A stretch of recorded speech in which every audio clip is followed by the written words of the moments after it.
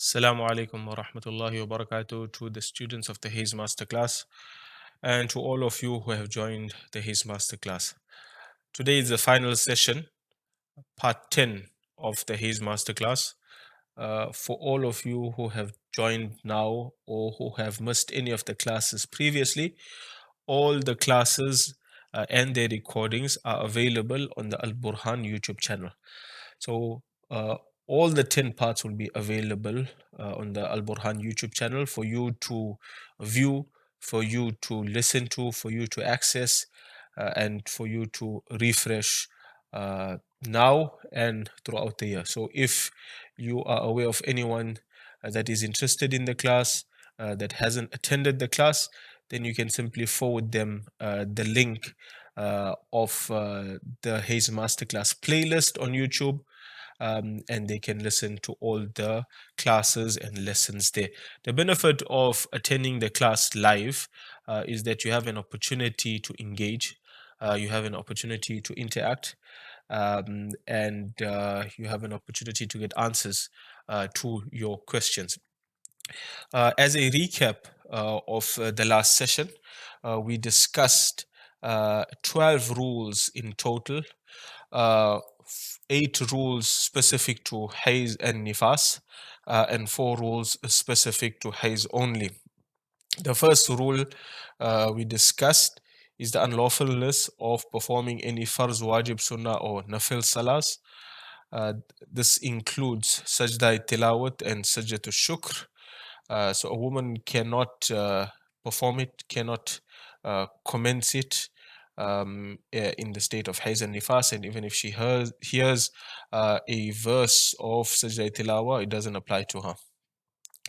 We discussed what a woman should do when the time of Salah enters. It's preferable mustahab for her to make wudu and sit in the place designated for Salah and engage in tasbih and tahmid so that the habit of Salah does not go away. In that discussion, we discussed the issue of early bloods and the matter and issue of Salah. If a Tohar Tam has passed of 15 days and a woman spots early blood, in other words, it's not the place of habit, etc. She spots a few days or so before the place of habit. What must she do? The first thing she does is she will take the day that she's spotting and combine that day with all the days right until the day or days of a habit or place of a habit, and then take the number in the place of habit and add it to this number. In other words, from the first spotting right till the place of habit, she must take all those days as spotting, as bleeding, and then add those days to the number in the place of habit. Once she does that, it gives her a projection informing her and showing her that the blood may exceed 10 days or may not exceed 10 days. So this projection informs her of the possibility of what may occur. So what is certain? The place of habit is certain and the number in the place of habit is certain. So that will be a matter of certainty. So you take all the bloods that may occur from the first spotting and the number in the place of habit added together. If it exceeds 10 days, then we know that the spotting that she's seeing now after the Tohar Tam may not be Haidh because the place of habit will take precedence and the number in the place of habit will take precedence. However, if she combines the numbers of days from the first spotting before the habit with the number of days in the place of habit, and it does not exceed 10 days, then we say, listen, there's a possibility here that there's a change, and due to this possibility, due to this projection, she must stop performing salah and stop fasting, etc. So this is simply a projection. Yes, retrospectively, she will still have to do a recalculation to determine what were days of Haidh, etc., and what were days of istihada. We looked at a few examples there. Then we looked at if the retrospectively she determined that the blood stopped before 3 days, then the days that she stopped reading salah before the 3 days, she'll have to make qaza of those salahs because she was not in the state of haze.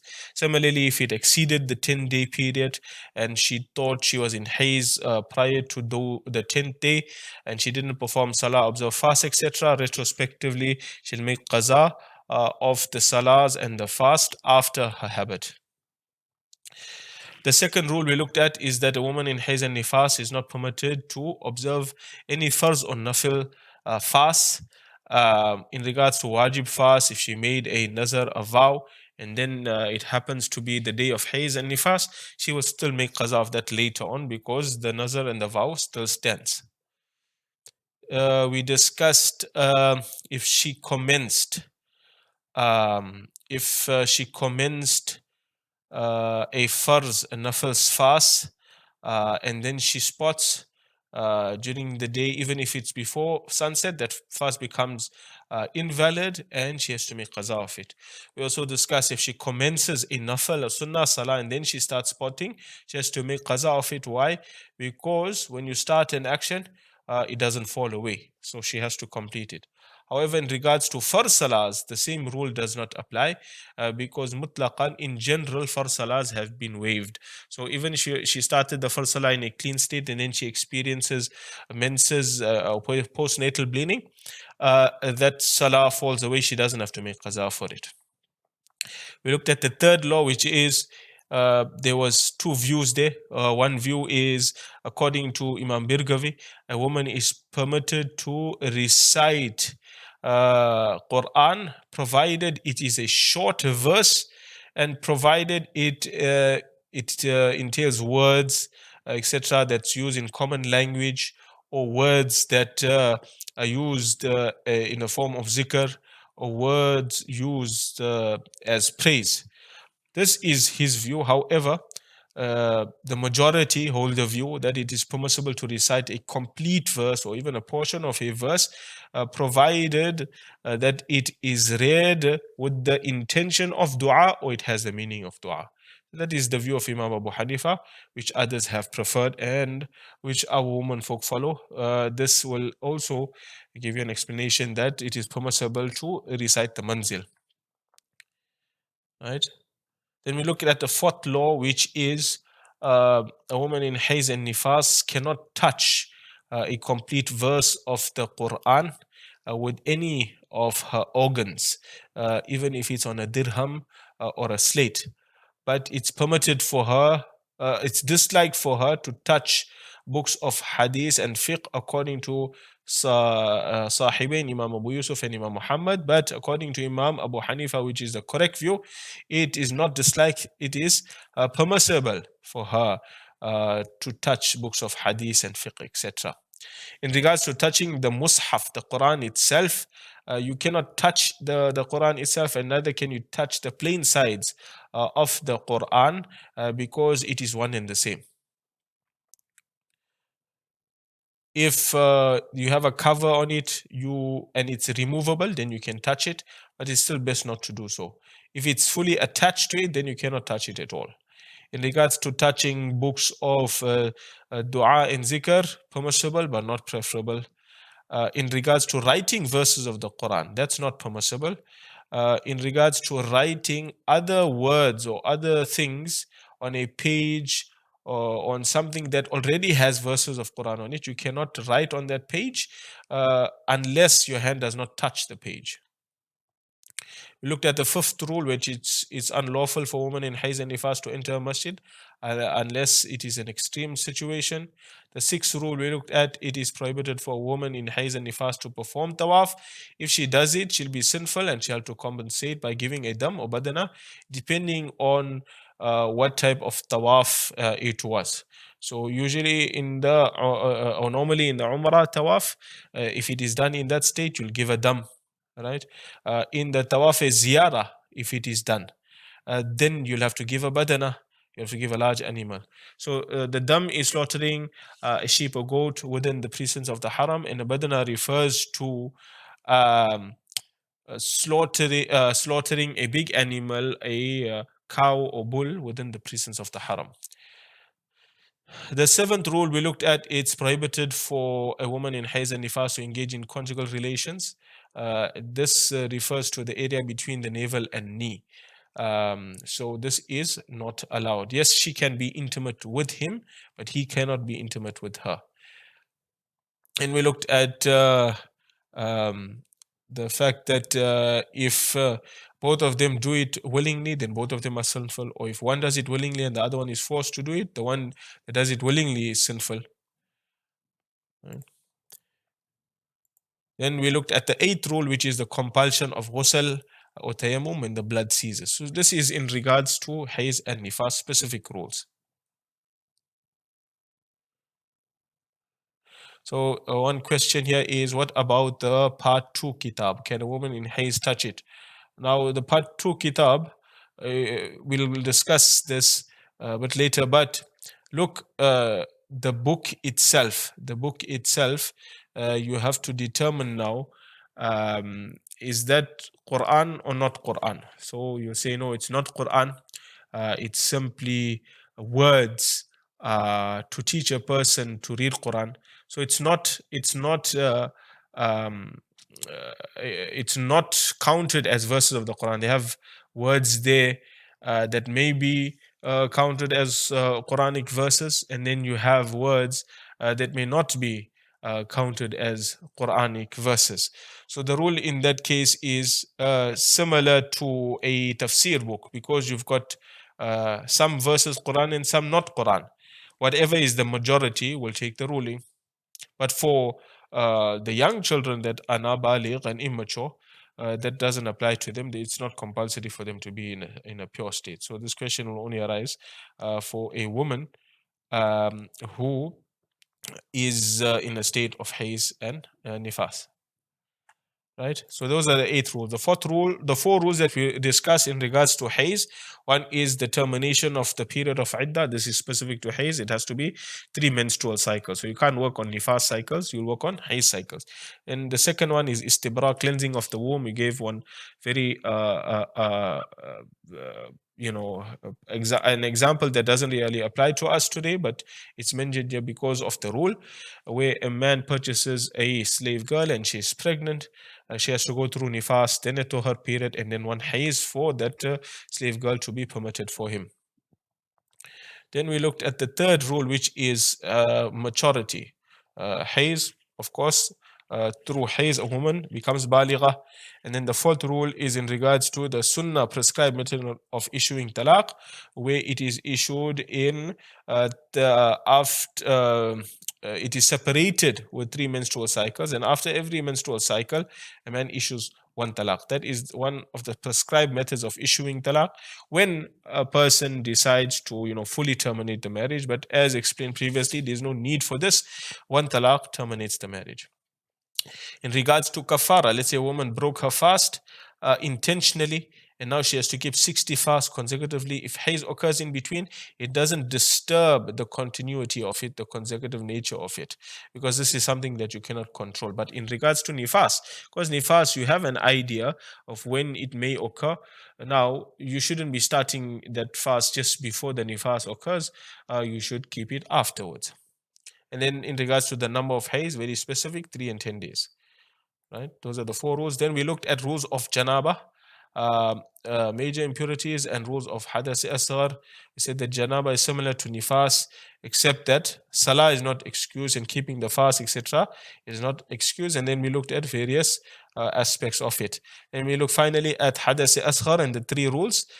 When a woman or any person doesn't have wudu, they cannot perform any salah, they cannot perform any sajdas, including sajda to shukr. The second rule we learned is that a woman or a person is prohibited to touch anything on which a complete verse of the Quran is written, right? Even if it is other than the organs of wudu. So you cannot just hold it with your arm, etc. So that in regards to a child, permissible to give it to a child, no problem. In regards to touching books of tafsir, right? If the hands are, if the commentary is more than the Quranic verses, then it's permissible to touch it. Obviously, you cannot still touch the Arabic verses in it. But if the Arabic verses are more, then you cannot touch the book at all, right? In regards to touching books of hadith and fiqh, permissible but preferable not to do so. And then the last one in regards to hadith asghar, it's disliked to perform tawaf, right? But if you perform the tawaf, then there are certain penalties that may apply. So in the case of the tawaf of Umrah and Hajj, right, if you perform that tawaf, that Umrah tawaf, that Hajj tawaf without wudu, then you'll have to give a dam, right? Remember previously we said badana, but that is in regards to a woman in haze, in nifas, right, or a person in the state of janaba, right? If they perform the tawaf as ziyarah, then a badana will apply. Besides that, the tawaf of Umrah and the tawaf of Hajj, if it's performed without wudu, then a dam. There's no badana there, right? The dam is slaughtering a small animal within the precincts of the haram. In regards to the tawaf wida in Hajj, or nafal tawaf, after your tawaf of Umrah and after your tawaf of Hajj, etc., those tawafs, if you perform them without wudu, then you give sadaqatul fitr for every round of tawaf that you perform. The approximate value of sadaqatul fitr currently is 20 riyal. So you will times that by 7 rounds, and you will have to give that out. All right. But nonetheless, if you repeat it in a clean state before you leave, right, the dam or the sadaqatul fitr falls away. So let's say a woman did it, she found out this is what she has to give, but then she became pure. She then repeats that, there's nothing to give. In the state of hadath asghar, permissible to read the Quran and also permissible to enter. That brought us to the end of the last session. Today, we jump into an important section, which is the rules of Mazur. So the other question here, the lady asks, is what about the last few pages that have surahs of Quran? Can we touch the size of those pages? So now, remember, when you go to Quranic verses and non-Quranic verses, it's similar to a tafsir book, right? The tafsir ruling, rather, that if the Quranic verses are more, then you cannot touch the book as a whole. If the Quranic verses are less, then you can touch it as a whole, but you cannot touch the words itself. Yes, you can touch the sides of the pages. Okay. So the rules of a ma'zur, an excused person. When does this apply? This applies mostly to a woman who is in a state of istihada, a woman who experiences dysfunctional bleeding.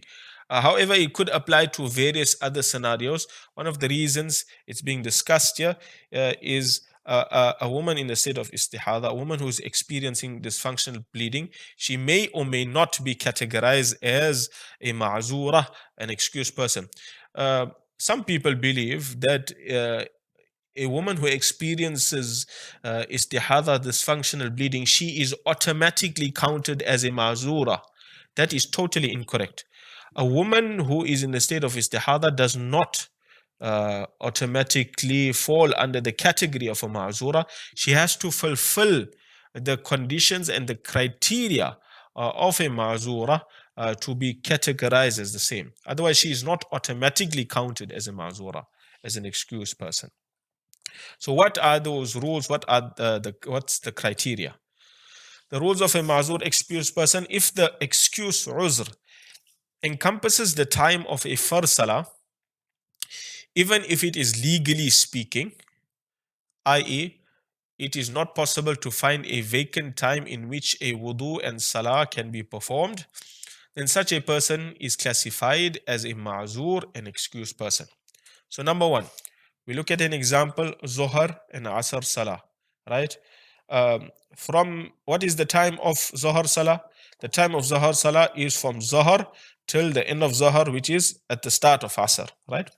So from the time of Zawal till the end of Zohar and the beginning of Asr, a woman experienced constant flow of blood, or a person experienced constant flow of urine, or a person experienced continuous wind, breaking of wind, from the time of Zawal right till the end of Asr, the end of Zohar and the beginning of Asr. This encompasses the entire Farz Salah time. Now, you've got two scenarios. One is it is continuous, that there's no vacant time or empty time where this doesn't occur. From the time of Zawal till the end of Zohar, beginning of Asr, there's continuous blood, continuous urine, and continuous breaking of wind. So then in that case, we say this person is categorized and classified as a ma'zur person, as an excused person. Why? Because the uzr, the excuse, which is blood, urine, or breaking of wind, has encompassed the entire salah time. All right? This is literally speaking. Legally speaking, what does it mean? Legally speaking, it means that it is not possible to make a wudu and perform a salah at any time during that period without that uzr, without that excuse reoccurring. So let's say it's intermittent. From the time of Zawal, every 5 minutes, the person is experiencing blood flow, urine, breaking of wind, etc., right until the end of Zohar time and the start of Asr time. So this is happening every 5 minutes, or let's say even every 10 minutes, then that person will still be categorized as a ma'zur, as an excused person. Why? Because legally speaking, it was not possible to actually perform a wudu and a salah without that uzr, without that excuse reoccurring. So even in that case, a person will be classified and categorized as a ma'zur, an excused person. Right? The ruling of a ma'zur excused person is that the wudu made due to the excuse uzr does not break by the recurring of the excuse uzr. So now it means in the next time, or even in that specific time, and the next time, a person will make wudu and continue with the salah. Now, even if that uzr, that excuse occurs during the salah, that will not break the salah, because a person will be classified as a ma'zur, as an excused person. This is simple, you understand this, and this is just the start of explaining the rules of a ma'zur. Now, according to Imam Abu Hanifa and Imam Muhammad, Tarafain, the wudu breaks when the time of a farz salah terminates if the excuse uzr occurred in the last salah time, at the time of wudu, or after wudu. This is the correct view. Now, you're a ma'zur from Zohar to Asr, you experienced the uzr, the excuse for the entire time, literally or legally speaking. Now, you're going to make one wudu and you're going to perform all the salahs, etc. with it. That one wudu, if it doesn't break with that uzr and excuse recurring, when does it break? So according to Imam Abu Hanifa and Imam Muhammad, when the time of the first salah terminates. In our example, when the time of Zohar salah terminates, it's the end of Zohar salah and now it's at the start of Asr salah, that wudu terminates, that wudu breaks, right? But there's one condition here. The condition is provided that the excuse uzr occurred in the last salah time, at the time of wudu or after wudu. So what's the condition? Now, if it's literally speaking and it's encompassing the entire time, then there's no question about this. It's going to happen from the start of Zahr till the end of Asr. There's no question about whether this occurred at the time of wudu or after wudu, right? Because it encompassed the entire time. This arises more when it's intermittent. So let's say 10 minutes before the Zohar's time ended, right till that time, it was there was no vacant time. There was full literal the excuse existed literally and legally. But now there's the last 10 minutes left from Zohar to Asr, right? And the person makes wudu, right? The person makes wudu, and at the time of wudu, there's still blood flow, there's still urine, or there's still breaking of wind, or at the time of wudu, it did not occur, but immediately after wudu, it occurred, right? As long as that has happened, as soon as the Asr time enters and the Zohar time terminates, that wudu will be broken and new wudu will have to be made for the next time. So let's look at the example here. The example is, if a ma'zur excused person made wudu after sunrise to perform Eid Salah, it is permissible for him to perform Zohar Salah with the same wudu as well, right? So, what's the time of Fajr Salah? The time of Fajr Salah is from the start of Fajr, which is Subh Sadiq, right till sunrise. That is the time of Fajr Salah. It doesn't extend, right? That's it. So, let's say the uzr or the excuse existed from the start of Fajr till the end of Fajr. Obviously, the person will perform the one wudu and continue with all ibadat right till sunrise. When sunrise comes and the time of Fajr ends, that wudu breaks, terminates. Right? Now, a person has to make a new wudu to, let's say, perform ishraq, to, let's say, perform salatul duha, to, let's say, engage in recital of Quran or even performing of tawaf. A new wudu, a fresh wudu has to be made. All right. So this fresh wudu that you're making, when does it last till? Does it last till the start of Zohar or till the end of Zohar? The start of Zohar is what? Zawal. So we say, listen, when Zohar time enters, you have to renew the wudu. So we say no. Why? Because the rule is the wudu of a ma'zur only terminates when the salah time terminates. And here there's no salah time. There's no salah time from sunrise till zawal. That's not a salah time. That's an empty time. You can do what you want there. There's no salah time. So the only time this wudu will break is when the time of Zohar ends, the time of Zohar terminates and enters into Asr. So this wudu can last you the whole day right till the end of Zohar. Why? Because it only terminates at the termination of a salah time, not at the commencement of a salah time. This is the point being made here. And just keep in mind this condition, and we'll discuss this later, provided that the uzr occurred during the wudu or after wudu. In other words, it wasn't done when the uzr first occurred and then you made wudu later. We'll discuss the details of that later on. For now, just understand that it terminates at the termination of a salah time. According to Imam Abu Yusuf, the wudu breaks when the time of a farz salah enters and terminates. Therefore, he cannot perform Zohar Salah with the same wudu. In this example, Imam Abu Yusuf differs. He says, no, when Zawal enters, the Zohar time enters, it breaks. He says both ways. When the Salah enters and when the Salah terminates. The difference is seen in this specific example.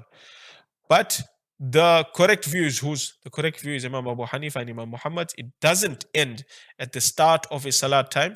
It ends at the termination of a Salah time.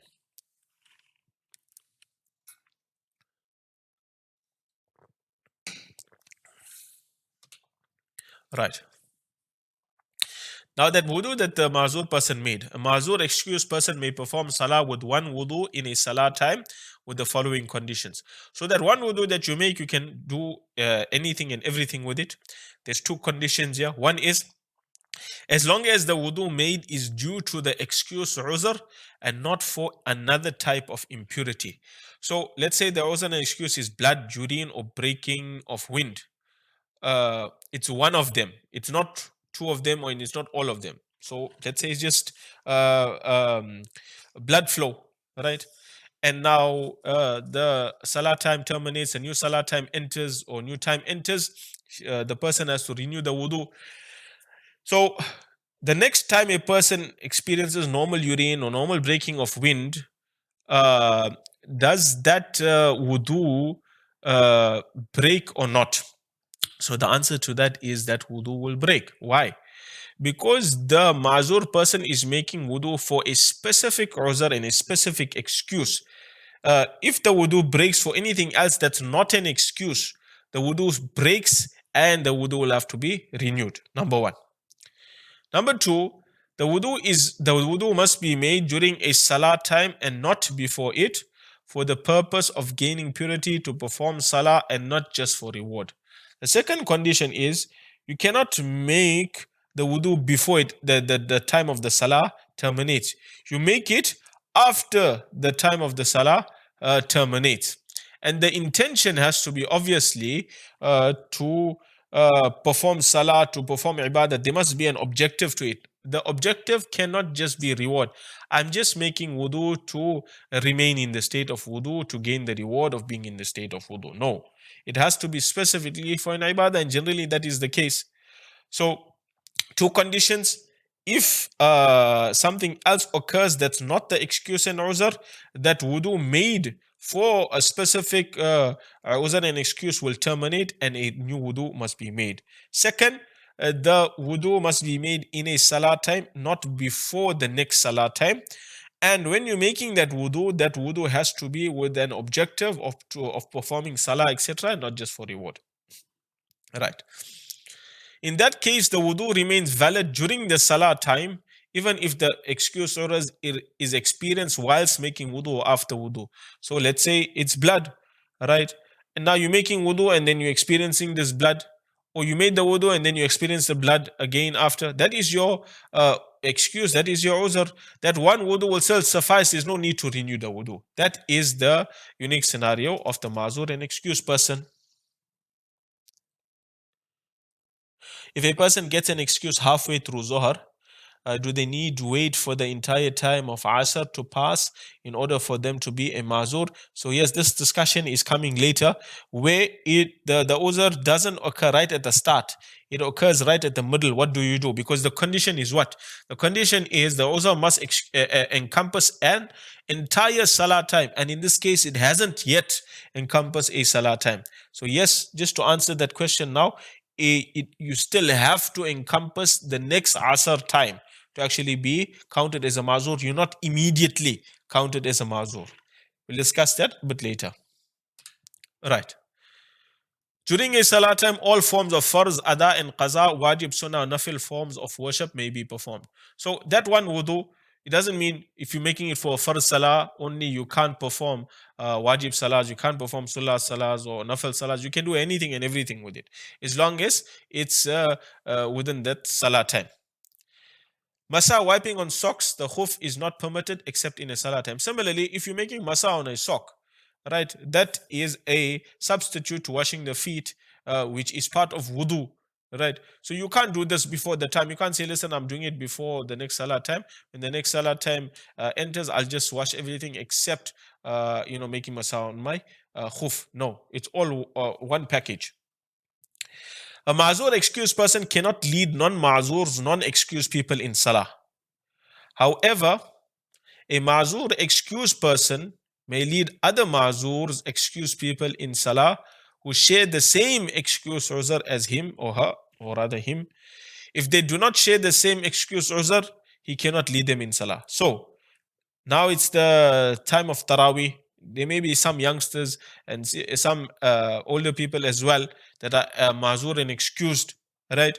So can they lead others in salah? No, they cannot lead others in salah. Why? Because their state is weaker than a person that is standing. So let's say you got two people that are sitting that cannot lead each other, or rather lead others in salah. They can lead each other in salah because they are both of the same status. But if the excuse is different, so let's say one person who is a mazur because of blood, and the other person is a mazur because of urine.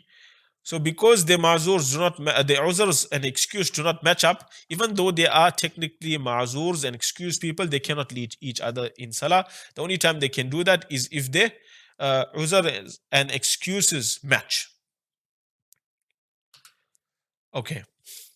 This now we know, this is when a person is classified as a mazur. Once a person is classified as a mazur excuse person, i.e. it was not possible to find a vacant time in which a wudu and salah could be performed, it is only necessary that they experience the excuse uzr once in every time to remain classified as a mazur and excuse person. If in a time the excuse uzr was not experienced at least once, one will cease to be a mazur excuse person from the time the excuse uzr ceased. Right.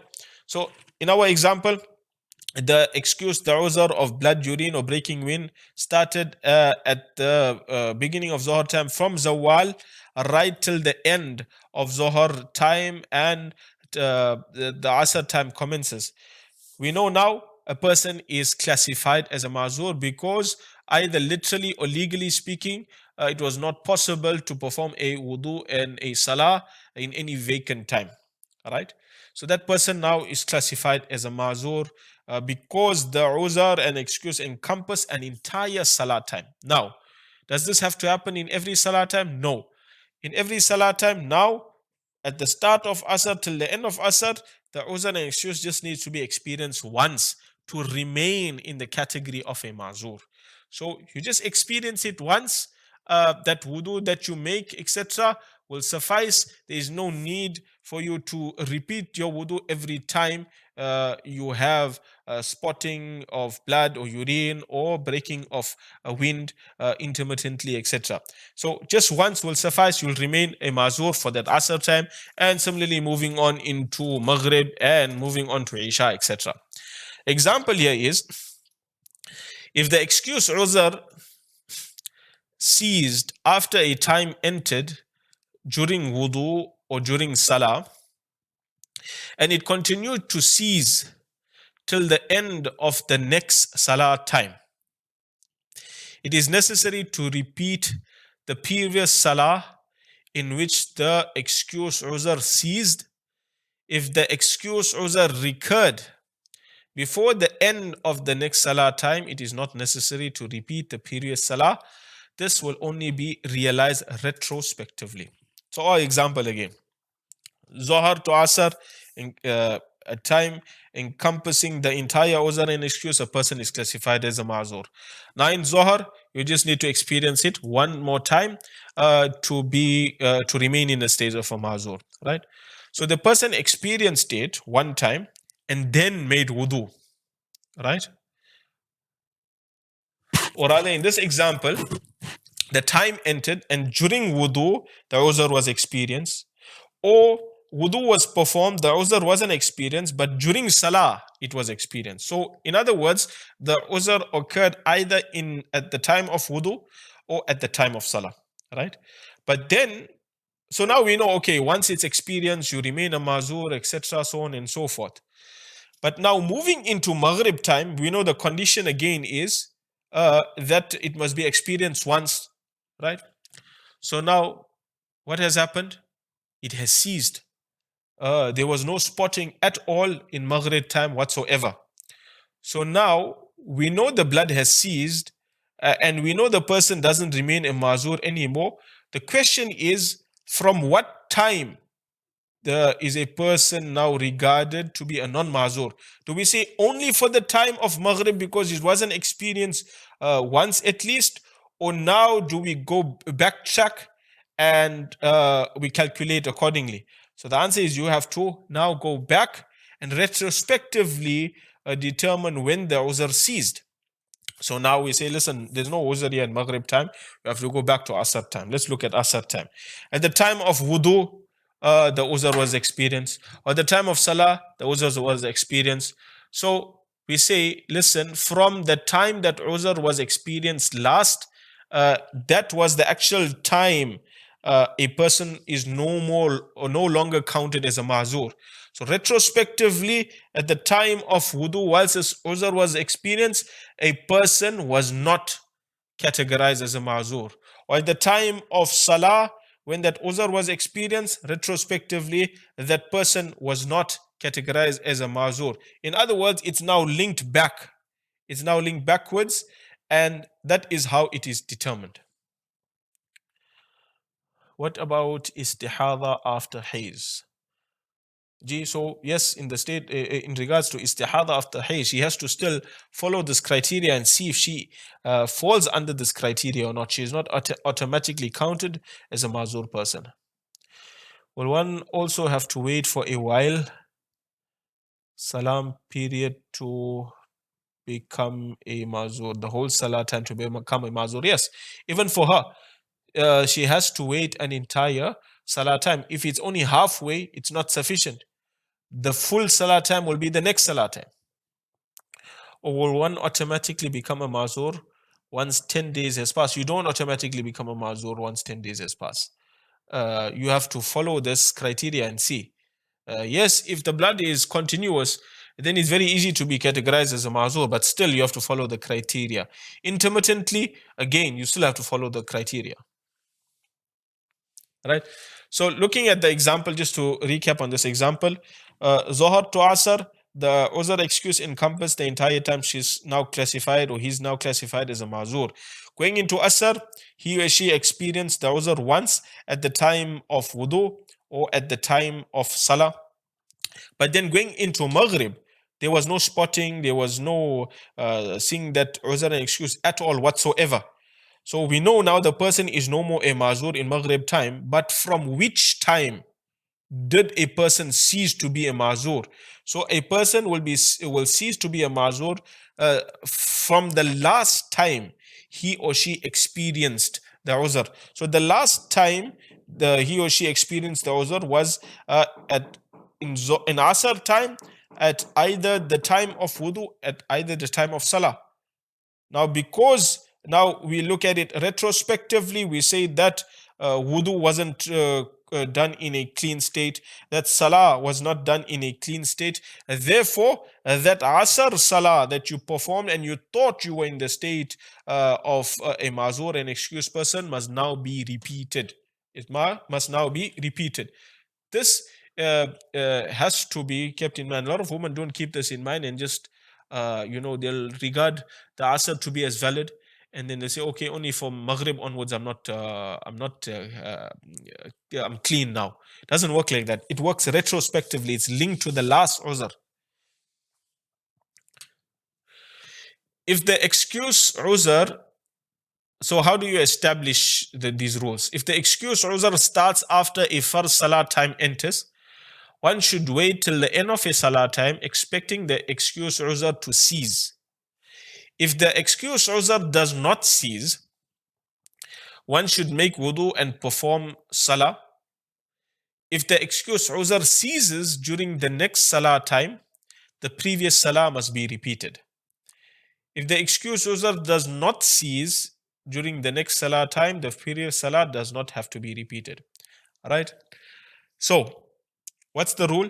The uzr must encompass an entire salah time. Like the lady asked now, let's say it's the time of Zohar, it's not right at the start of Zohar. Let's say it's in the middle of Zohar, she starts to experience the uzr, the excuse, let's say blood flow, etc. Now it's not obviously not going to encompass an entire salah time, so it doesn't fulfill that rule. So what must she do? She must wait till the end of the salah time. 10 minutes before Zohar, etc. ends, she'll wait there. And even though she's experiencing that blood flow, etc., she'll make the wudu, she'll perform the salah, and she'll continue into the next time. Now, the next time, which is the Asr time, is the only time she can do an observation of whether the uzr and excuse encompasses an entire salah time. So, if now the blood continuously flows, literally or legally, for the next salah time, the whole time of Asr, then we say, listen, that salah that you performed at Zohar time, retrospectively, it is now counted as you were mazur from that point onwards. Right? This year will not know immediately, will only know later once she's established as a mazur. So once she's established as a mazur, retrospectively it will be linked to the first time the uzr was experienced. Right? But we have to go into the next salah time to establish the rule of the uzr and excuse encompassing an entire salah time. So once that's done, no problem. We say, listen, no need to repeat that Zohar salah. However, if she goes into Asr time and again it still doesn't encompass an entire time, it still doesn't fulfill the criteria, retrospectively we say, listen, that Zohar Salah that you perform in an impure state, retrospectively you were not a mazur and an excused person, you still have to repeat that Zohar Salah. The status of a mazur excused person is established from the start of the excuse encompassing the time. Two things. it is counted from the start, and the second, it must encompass an entire time. So if it encompasses an entire time of salah, you count it from the first time the uzr and excuse occurred. So this answers the few questions that came now in regards to the uzr starting in the middle of a salah time and not encompassing an entire salah time as yet. Okay. If a ma'zur excuse person made wudu from something other than the excuse uzr, like the passing of urine, then when the excuse uzr occurs, the last wudu made breaks and a new wudu has to be made. However, if the excuse uzr did not occur in the time and the time terminated, the last wudu made remains valid. Okay, so like we explained earlier, you are making wudu due to a specific uzr, which is blood, for instance, but then you passed urine, right? You have to renew the wudu. That wudu of a mazur will break. However, if the excuse did not occur and the time terminated, the last wudu remains valid. So let's say um, you experience the uzr in the time. So let's say it's the time of full from the time of zohar, start of zohar till the end of zohar. It encompassed the entire time. The excuse, the uzr, encompassed the entire time, and now it's asr time. Asr time comes, right? You experience the uzr once. It keeps you as a mazur, and then you made wudu. In other words, when you made wudu, you did not experience the uzr, and then you continued with your salah, etc. Now, when the time of Asr terminates, right, we know the rule. The rule is what? The rule is the wudu of a mazur breaks when the time of salah terminates. But there's a small rule here. The rule is it doesn't immediately terminate unless whilst making wudu you experience the uzr, or after making wudu you experience the uzr. Why? Because again, it is a retrospective calculation. We say you ended the asr time in the state of a clean wudu in which you did not experience the uzr, rather you experienced the uzr before it, right? So it does not automatically break at the exiting of the time. Yes, if you were in making wudu and then you experienced the uzr, or when you're making wudu you did not experience the uzr, and then after the wudu you experienced the uzr, and then the salah time terminated, you look at it retrospectively. When you were doing that wudu, were you doing it in a pure state, or after wudu did that uzr occur? If the answer to that is yes, it means that you ended the salah time, or you entered into a new salah time when you were in an impure state, and therefore that wudu will automatically break, right? If it is the other way around, where, like we explained in the first scenario, you experienced the uzr at the start of asr, then you made wudu, and let's give you a realistic example, right? It can be at the start of asr, it can be at the end of asr, doesn't make a difference, because you just need to experience it once. So whether it is at the start, whether it's at the end, 5 minutes after asr time entered, or 10 minutes before asr time terminates, you experience the uzr and then you made the wudu. When you enter into the asr time, it means you entered into a pure state. There's nothing to actually break your wudu. A time specifically doesn't necessarily break the wudu. The time collectively with being in a state of impurity terminates and breaks that wudu. So once that asr time terminates, and retrospectively when you made that wudu you were in the state of impurity, that uzr occurred, etc., then as the time enters it breaks.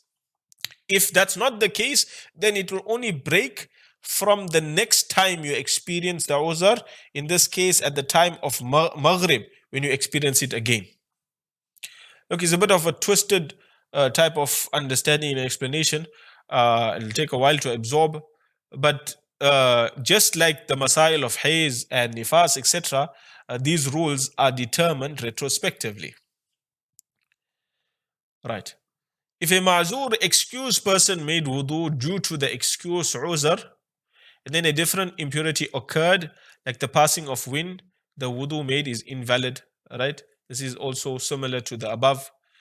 If a ma'zur excused person made wudu due to the excuse uzr, and the excuse uzr did not occur at the time of wudu or after wudu, and neither did a different impurity occur, the wudu made remains valid and does not become invalid by the time terminating. This is what I was explaining to you.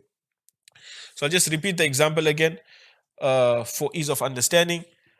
At the start of Zahar till the end of Zahar, the excuse uzr encompass the entire Salah time. Moving into Asr, a person just needs to experience the excuse uzr once.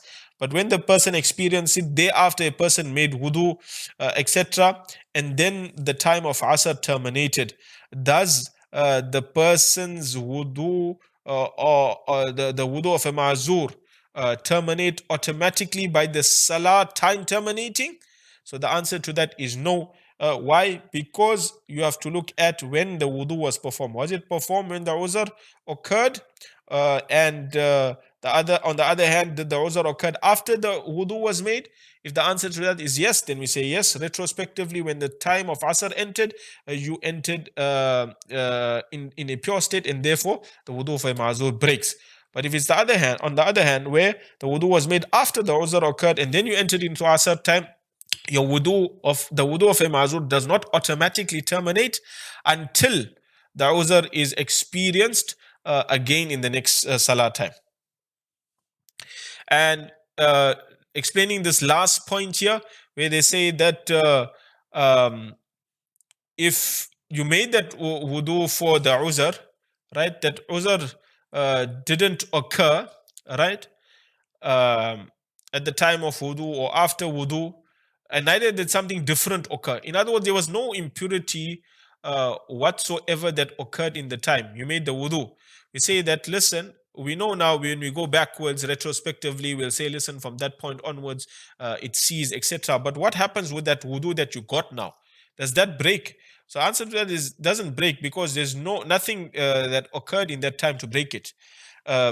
The uzr didn't occur to break it, and neither did some other form of impurity occur to break it, so that wudu will remain valid. No need to repeat the wudu. Okay.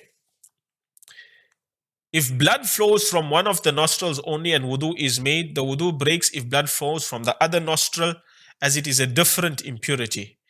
However, if blood flows from both nostrils and wudu is made, the wudu does not break till the time remains if blood from one of the nostrils stops, as the wudu is made for the excuse uzr of both nostrils. So this is just an example to make you understand that if you got blood flow from one of the nostrils, right, and then you make wudu because of that uzr, because of that excuse, and then you get another blood flow coming out from the other nose. So we say, listen, this is a separate excuse altogether. You have to do a wudu separately for it.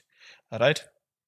It doesn't fall under this category of a ma'zur, because you made the wudu for the first uzr. You didn't make wudu for the blood flowing from the other nostril. But if at the start you made it for both nostrils, then if one of them stops, we say, listen, no, the rule of a ma'zur still applies, because it was made for both and not just for one. Similarly, in the case of smallpox or boils, if blood flows from one of the sores, boils, and wudu is made, the wudu breaks if blood flows from another sore, boil, as it is a different impurity. However, if blood flows from all the sores or boils and wudu is made, the wudu does not break till the time remains as the wudu is made for the excuse uzr of all the sores and boils. Similarly, you're making for one sore, one boil, and then you got blood flow from another sore, it will break, but it doesn't fall under the rules of a ma'zur, because you only made it for the first sore boil. But if you made it for all the sores, all the boils, and one stops, again, because all of them haven't stopped fully, you still have the opportunity to continue as a ma'zur. Right. If a ma'zur excused person made wudu in an impure state and the time terminated whilst performing salah, he or she must restart the salah after making wudu. he or she cannot suspend the salah, make wudu, and continue thereafter, as the salah started in an impure state. Whereas in a normal case, if the salah started in a pure state and an impurity occurred, it would be permissible to suspend the salah, make wudu, and continue. So this is just to emphasize the rules of bina. What is the rules of bina?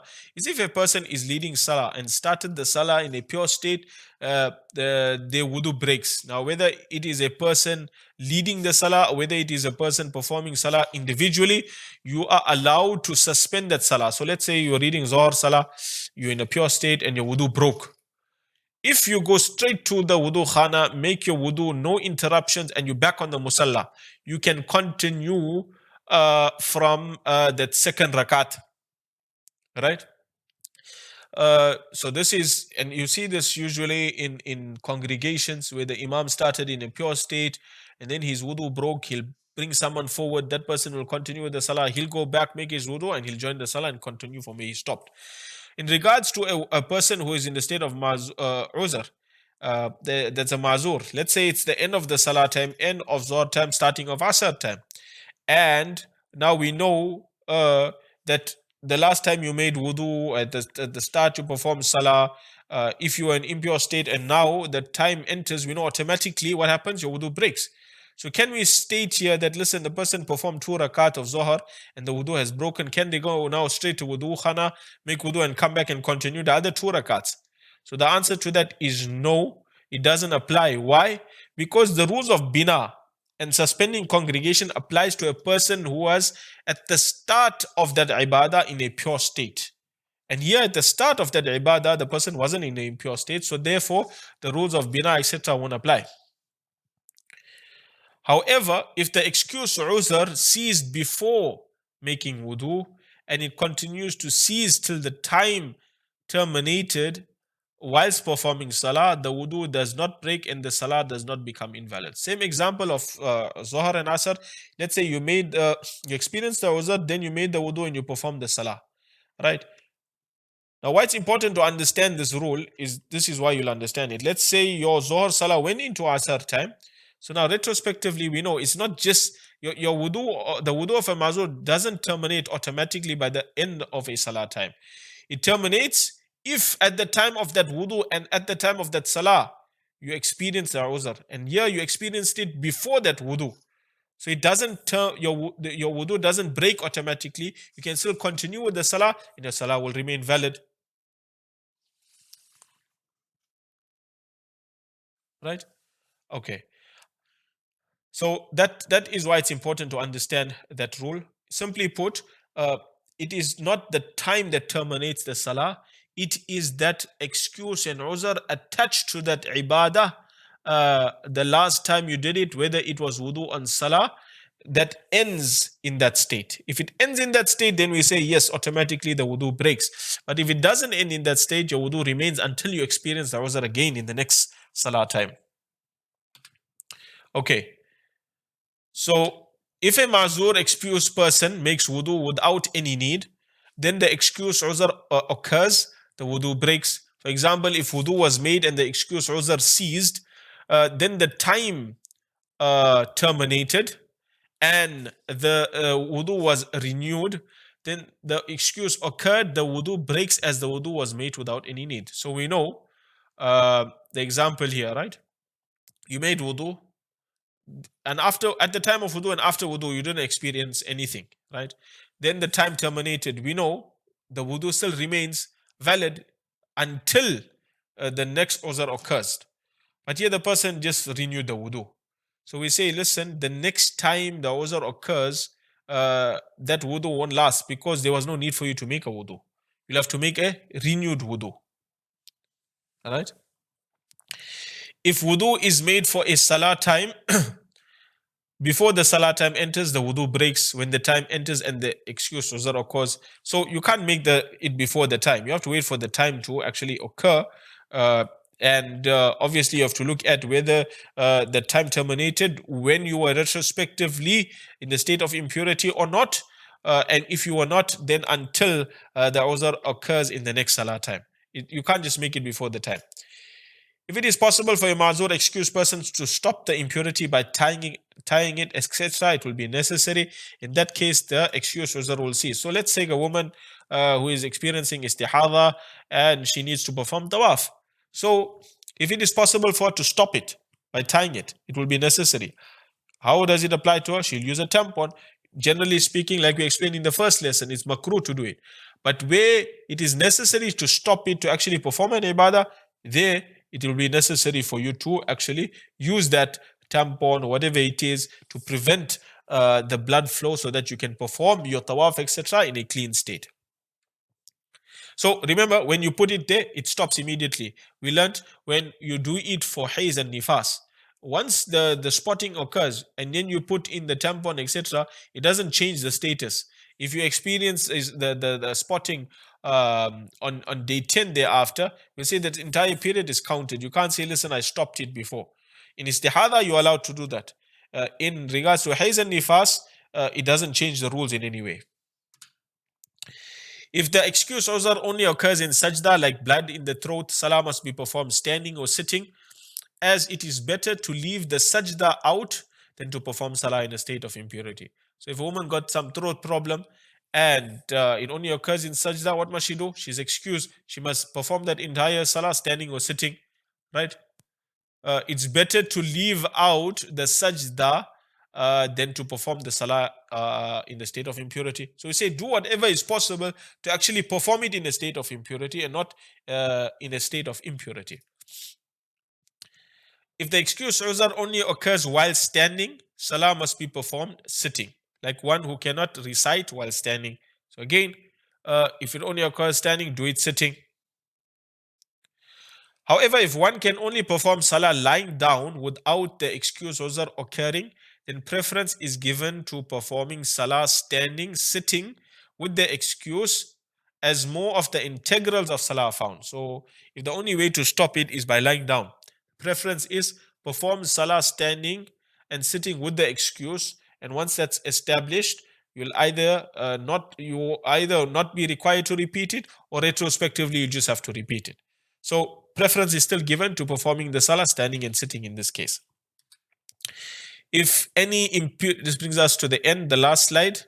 If any impurity soils the clothes of a ma'zur, the excused person, and it is more than a dirham, approximately 2.75 centimeters in diameter, it is necessary to wash it if it will not occur again. Fatwa is given on this view. Right.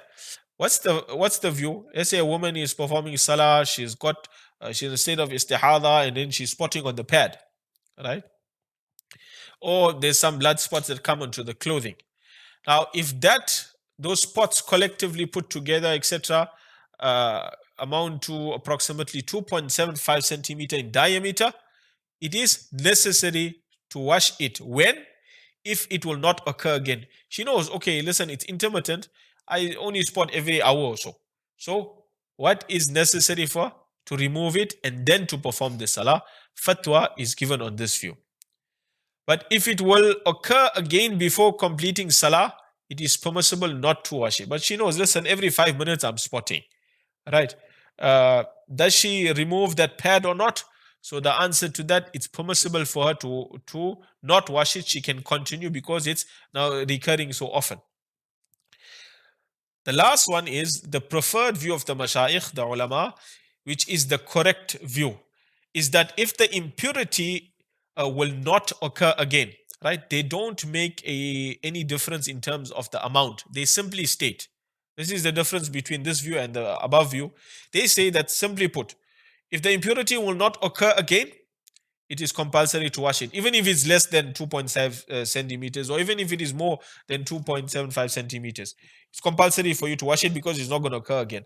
But if it will occur again, according to them, it is not necessary to wash it. This is also a preferred view.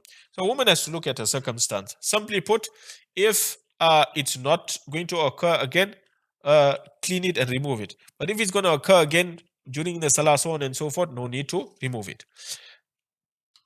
Right. We're going to look at the last two case studies, and we're going to go through this together to see if you've understood the laws of haidh, etc.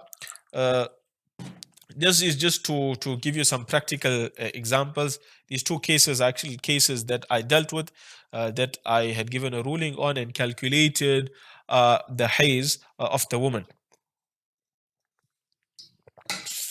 So just take notes of this here, because I want you to give me the answers before I give you the answers, right? Okay, so case study 1. A woman has the following records of a haze, right? October 29th to November 5th is where she bled. Now remember, she is telling us this is haze, but we're not going to believe her that's haze. We have to do the calculations ourselves, right? So do the calculation October 29th. So you'll count actually from the next day, 30th and 31st, all right? So those are 2 days. And then you got 5 days in November. So that gives us 7 days, right? So 7 days, haze 7B, right? You can make a record of that. Then she tells us she was clean for 23 clean days. And how does she determine that? She determines that by looking at November 5th and looking at the first spotting or the next spotting of haze there on the second line on November 29th, right? So the easiest way to calculate the clean days is you just take 29, because it's in 1 month, 29 minus 5. And that gives you 24 days of tuhar. So she's calculated it as 23 clean days is actually 24 clean days. All right. So 7, 24. All right. So she says she now spots from November 29th to the 8th of December. All right. So let's calculate that. You'll count from the next day, 30th. That's 1 day in November. All right. And then you'll take 8 days in December, 8 plus 1. That gives you 9 days. Right. So that is 9 days of haze. Then she tells us she was clean for 22 days. How does she do that again? She looks at the 8th of December and the 29th of December, and she determines 28 clean days. Simply put, if it's in 1 month, we'll just take 29 minus 8. And that gives us how many days? 21 days. Right? From the 8th of December to the 29th of December, she claims she was clean. It's actually 21 days. She tells us 22 days. So here you got what? 9B and 21T. Right? Okay. Then on the third line, she says she started spotting from December 29th to Jan 8th. So now we look at calculating the haze. December 29th, we count from the next day, 30, 31, 2 days in December, right? And then you got 8 days in Jan, right? 2 plus 8, that gives you 10. So now it's now 10 days haze, 10B. And then in terms of her clean days, she tells us it's 26 clean days. And she does that by looking at 8 Jan to February 1st. All right. So we take the whole month of Jan, 31, and then we minus 8. And that gives us 23 days. But then we have to also factor in February 1st. So that would amount to 24 days. All right. So from 8th Jan to February 1st, it amounted to 24 days of tuhar. She's telling us 26 days of tuhar. So here the calculation will be 10B and 24T. Right. Okay. Now we're coming to the fourth line, the fourth habit. She says she started spotting from February 1st to February 7th. Right. So if we calculate from the next day onwards, that would amount to how many days? 6 days of haze. Right. So 6B. Okay. Now this is where she experiences irregular flow. And this is the question. The question is, does she count the spotting as haze after 15 days from the last haze, or does she regard it as istihada? So now, on the February 19th, then February 20th, and then February 22nd, she's experienced spotting, right?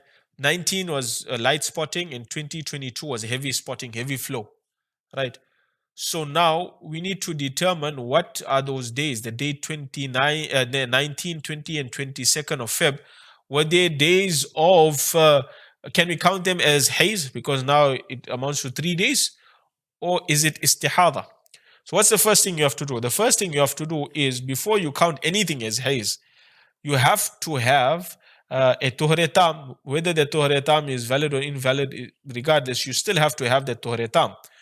So now, if we count from February 7th, right? From February 7th onwards, and we add 15 days, right?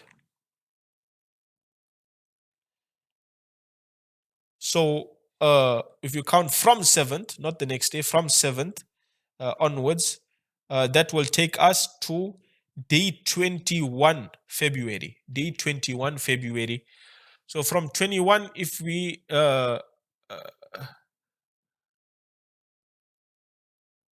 actually it takes us to day 22, right? So day 22 February.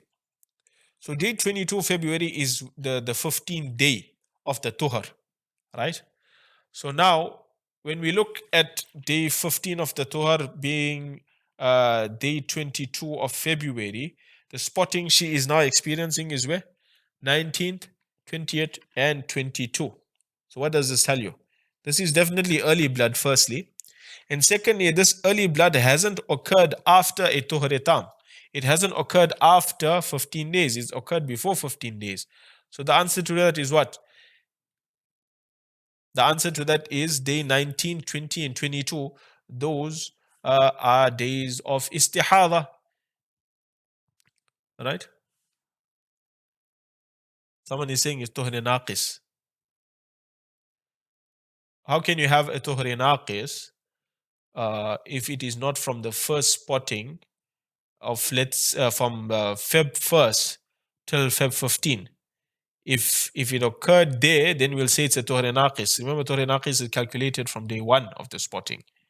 It's not calculated on any 15 days from day 1 of the spotting. So that answer is incorrect. It's not a tuhar naqis.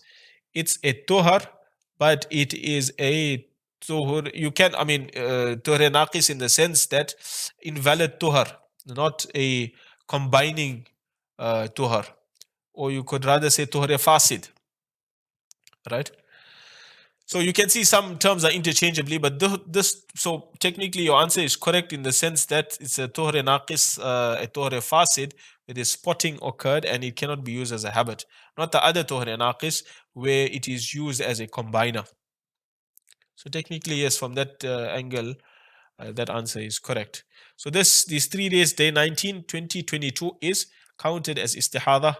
The question is, does she count the spotting as haze after 15 days from the last haze, or does she regard it as istihada? So that's the answer, is istihada. When can she start counting? She can obviously start counting after day 15, but now she has to follow certain rules. The rule is one, if where's her place of habit here? Her place of habit is actually after day 20, what we calculated it as. The last tuhar, valid tuhar she had was day 24. So her place of habit is actually after day 24, it's not after day 15. And now if she starts spotting on days 16 till 24, right? If she starts spotting from this day 16 to day 24, you're looking at, let's say, 8 days, right? So this would be a case of early blood. If you take the 24 and then you minus 15 or 16, whatever was that the time she spotted of the tuhar, So we'll say that it's possible for this to be Haidh. So if she spots on that day, we'll say she must stop the salah, right? She must stop the fast, etc. But if it went over, let's say her habit, place of habit was after, let's say, 28 or 29, then we say, no, this goes over 10 days when you combine it. So based on the projection, she mustn't stop her salah, she must continue with the salah, etc. Then retrospectively, she'll determine it, right? So this example teaches us, firstly, it's early blood, but it's early blood in within the tuhar, so you can't really count that as anything. After the tuhar, yes, she can count it, provided, firstly, she uses that projection calculation to determine whether or not she must continue with salah and continue to fast, etc.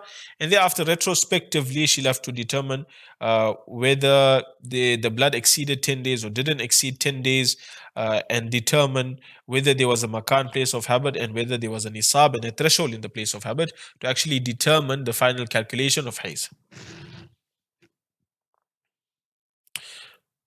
So one lady says that 10 days will be Haidh retrospectively. It won't be 10 days. We know the rule. What's the rule?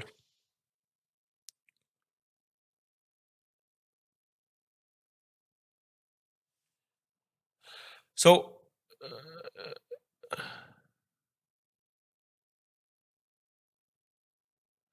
okay, let's look at it again, right? February 1st to February 7th, right?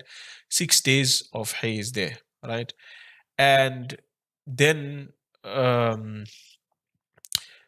day 15th of Feb, right? Uh, there was nothing there. So then we'll say that her habit has now changed from what to what? From 10 to 6, right? Uh, then from that day 6 onwards, we have to have a full tuhre tam, valid or invalid, regardless, to count the next Haidh. So here, before the tuhre tam has actually completed, day 13th, day 19th, right?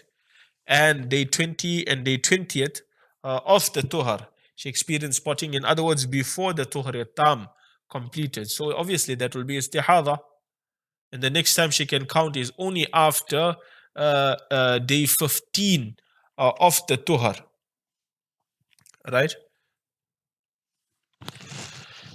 Um, and thereafter, will be Tuhar Fasid. So she'll have to count 24 days tuhar before she starts counting again. And remember, although we established a tuhar for her, a valid tuhar, remember, I keep on repeating this. The tuhar is used as a guideline to establish makan and place of habit. So she's not going to have to wait full 24 days. She can still count a haze after a tuhar tam of 15 days from the last haze, provided it meets certain conditions. So it's still possible to count it after 15 days Dhuhr Tam. She doesn't have to wait for 24 days. Yes, she'll use the 24 days Dhuhr as a guide to establish makan in place of habit. And when does it come into play? When there's continuous flow of blood or it exceeds the 10-day period.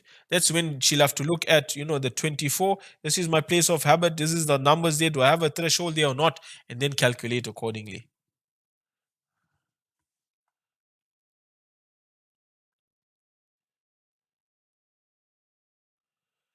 7B. Okay, let's look at the answer.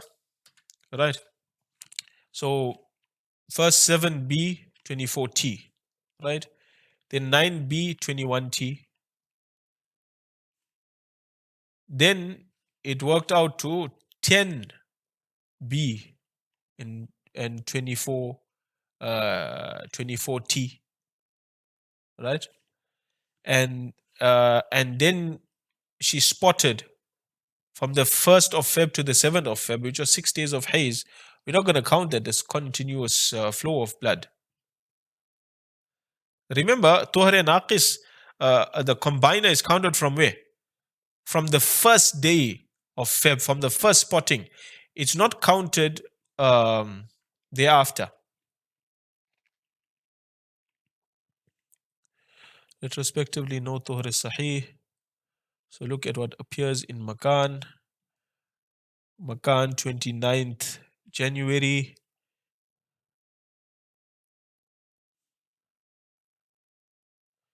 Bleeding days in Makan, day 1 to 10, 7th. New tuhur habit 24. So this can only be considered after the 3rd of March. See again, the 24 story, that is only used as a Makan, as a guideline. The only information we have here is that she spotted 19, 20, and 22nd. And that is within the tuhur period. So that is istihada. Now, after day 15 of the tuhur, question is, is it possible for her to count a haze if, let's say, she experiences 3 days of haze? The answer is yes.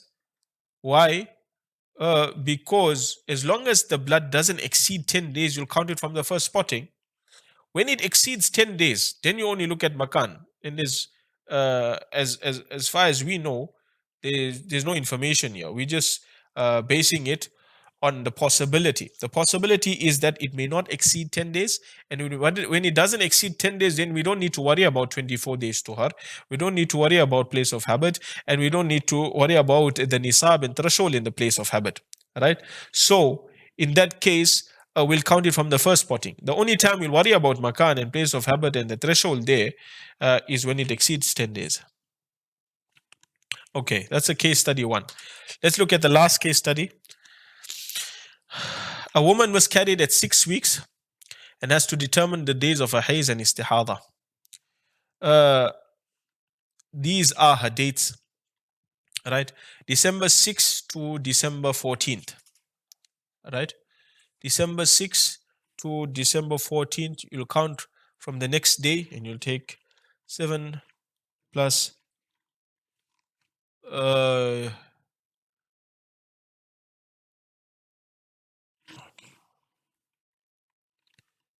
right, you'll take that 14 and you minus 6. That will give you 8 days, right? So 8b. And then she's clean from December 14th to December 31st.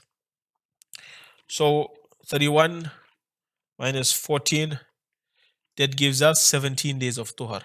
So what we know, 8b, 17t. That's the first line there. We go on to the second line.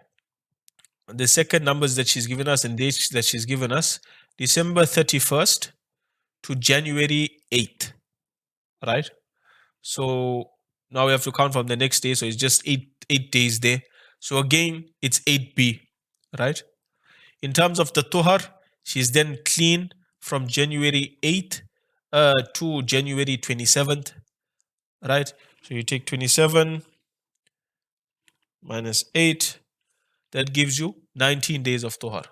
So here it's 19t. So far the first line we got 8b, 17t. Second line we've got 8b again, and then we got 19t. So obviously there's an increase in the tuhar from 17 to 19. Then we come to the last line where okay, just to give you the overview here, obviously we're not going to count this as nifas. Why? Because the limbs are only formed at 12 weeks or more to actually count that flow as nifas. So the only other option is haze and istihada. So we have to now work out based on this what is haze and what is istihada. So far we've determined 2 habits so far, 2 habits of haze and 2 habits of tuhar.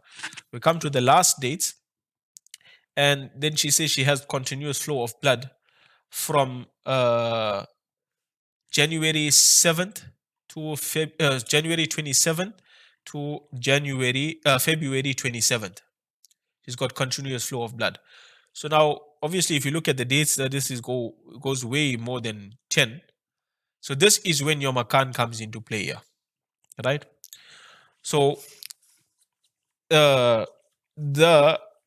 we will take the tuhar as changed from 17th to 19th when we start counting from the 27th onwards by establishing a makan for the woman. Right. So Now, if we count, so the makan is actually after day 17, right? So here the blood has come 2 days late, right? And the habit is what? The habit is 8 days. So in the makan, uh, she's actually spotting 6 days, because now the tohar has increased, which means the spotting that will occur 2 days late. So you take that 8 minus 6 there, so 2 days late. But in the January 27th, you've got 6 days of spotting. So now remember, the blood is gonna go way ahead over 10. So when the blood goes way ahead over 10, we look at makan. Makan here is usually after 17, but now it's 2 days late. So we say, listen, there's definitely blood in the makan. And what's the bloods in the makan? It's 6 days. And there's a threshold there of 3 days or more. So what we'll do, we'll say the blood, 6 days of blood from January 27 onwards will be counted as haze.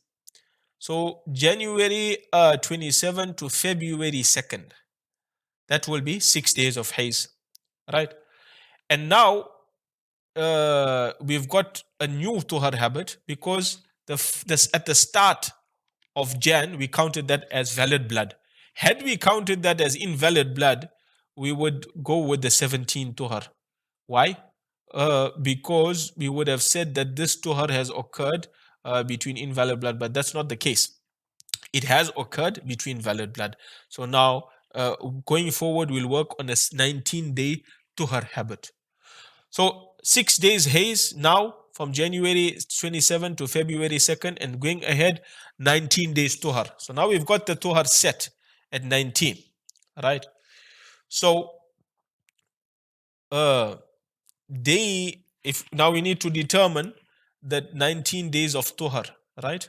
And then we'll look at continuous flow of blood and whether there is a nisab and a threshold in the makan or not. So the question is what?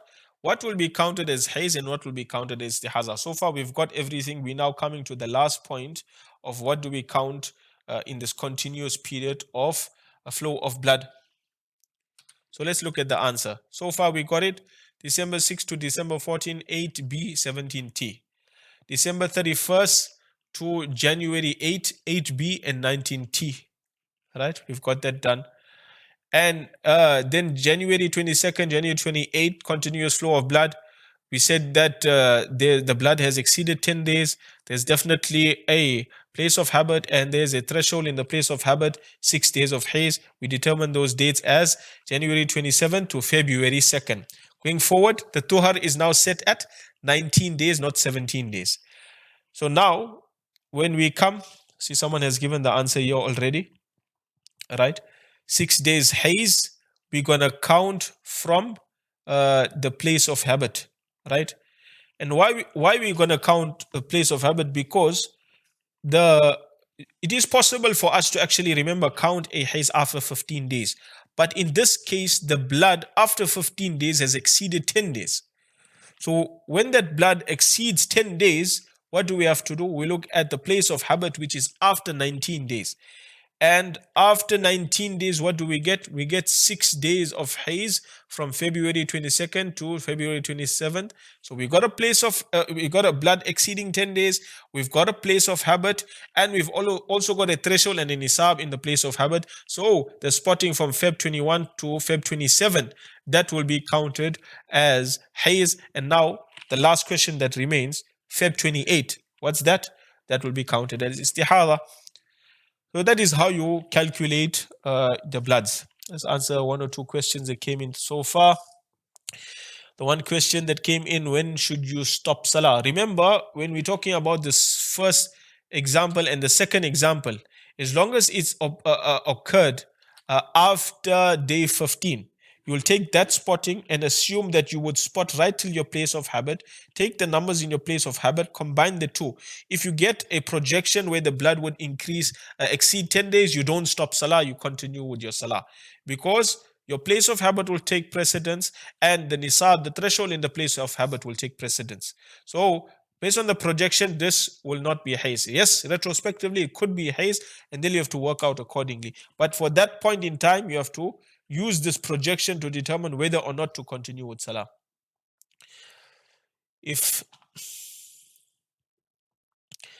bleeding continues after the 3 days, yes. So even if the bleeding continues after the 3 days, you don't know for sure as yet, because your blood could still exceed 10 days and then everything would change. The only question in regards to fasting and salah, you must just worry about that point in time. Don't worry about exactly what is haze, because that can only be determined after the period has passed. Is the blood from Feb 1st till 22nd taken as legal blood? That's not taken as legal blood. Why? The only time, I mean, technically you can call it legal blood, but legal blood of what? Legal blood of a haze, or legal blood of istihada? So it won't be legal blood of haze, obviously, because we've determined haze and we've passed that 15-day period from the first spotting on Feb 1st. The blood thereafter will be legal blood, but legal blood of istihada. Okay, so while not okay, got it. See, some of the examples may be a bit quick that I'm going through, but you can listen to the recording again to understand how we got to the calculation. So 21st is haze again. Okay, that was the correct answer for the second case. You go through the first case again. First case study.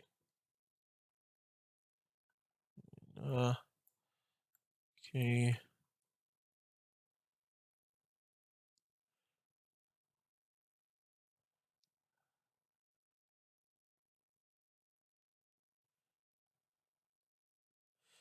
Here's a request for an examination. Look, ideally, I would have sat with all of you in one entire session of 1 hour to 1.5 hours to go through multiple examples. It's very time consuming, but this is where you actually see the real calculations and how it works. So the sister that has asked for us to repeat it, you can simply go to the recording, inshallah, and understand it from there, and how we arrived at that conclusion, because that's where we're putting all the rules together.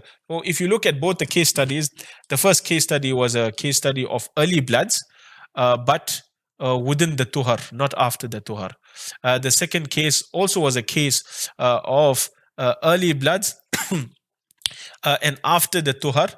It was also an example where the blood exceeded the 10-day period and we found the place of habit, and we also found a threshold in the place of habit. And it was also an example of a miscarriage, which was not counted as nifas and was actually determined as haze and istihada. See the du'as that are coming in for the program that has been conducted. Allah Ta'ala accept all the efforts that were put together. We showed you, alhamdulillah, over 200 slides, that were prepared very meticulously. Lots of time was put in it. You can always revert back to these slides. And just as an advice to the teachers, to all of you that have studied these laws and have understood it, firstly, absorb all these laws before you start teaching it to others, before you start advising others, because if you do not understand it, then it will not only confuse you, but it will confuse the others as well. This brings us to the end of the Haidh Masterclass. May Allah Ta'ala accept all the efforts. جزاكم الله خيرا سبحان الله وبحمده سبحانك اللهم وبحمدك نشهد أن لا إله إلا أنت نستغفرك ونتوب إليك.